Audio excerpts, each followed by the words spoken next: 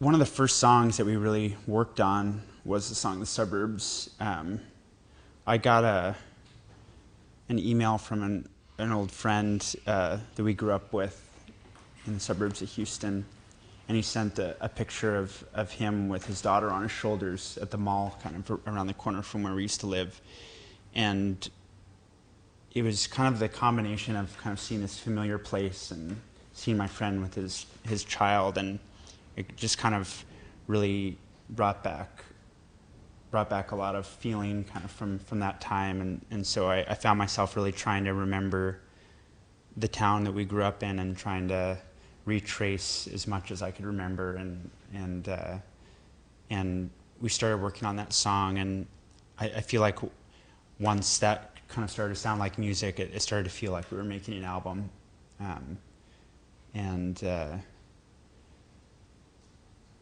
Yeah, I've been living in Montreal for almost 10 years now, and it just kind of felt like I needed to reconnect with that feeling a little bit of Houston and kind of before it was gone, to try and kind of get it down before it was too far away to be able to conjure.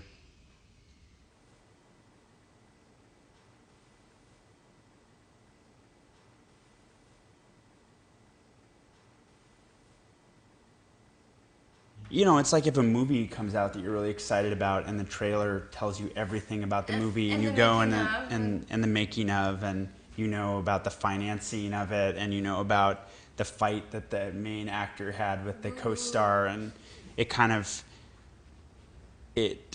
that's the immediate context stuff that makes it hard to like really enjoy a piece of art. It's always this stuff when you go with a really low expectation and you're like, oh, this is gonna suck, that really blows your mind. You know, yeah, I mean, I think that it's fun to be excited about something. Yeah. And it's not like everyone needs to be excited about our album, but for people who are excited about it, I think that it's a kind of a special little moment too. We just want the initial aesthetic shock to come from the actual art that we've produced. You know, I think we're trying to make it so that people experience what we do through what we care about what we do. We care about the music we make and the shows we put on, and we would much rather people experience what we do through that than through any of the periphery or anything. Though that, I think the periphery is very interesting and very useful, but for the initial experience, it can sometimes ruin the initial experience of if you read an author as an asshole and then you read the book differently than if you just read the book and it was amazing. And then you read and you're like, oh, it's pretty good for an asshole.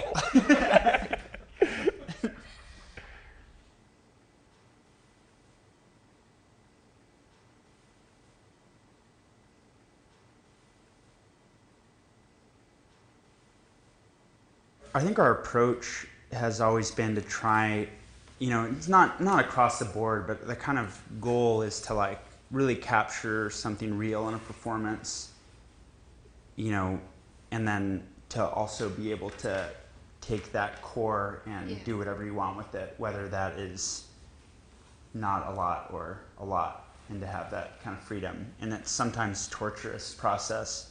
Like I know it was actually really comforting when we were recording. I found Ed O'Brien from Radiohead kept journals when they were making Kid A, and I went back and read those, and it read pretty similar to our day-to-day routine. It's like, it's the simplest song on the album, has guitars and drums, and we just finished it, and it took us 2 years, and it's exactly the same things that were on the bed track recording, you know what I mean? And we're cutting it from the album. We're cutting it from the album, you know, like there's a lot of, you know, that's the downside of having time and freedom, is that, you know, no man should have that much freedom.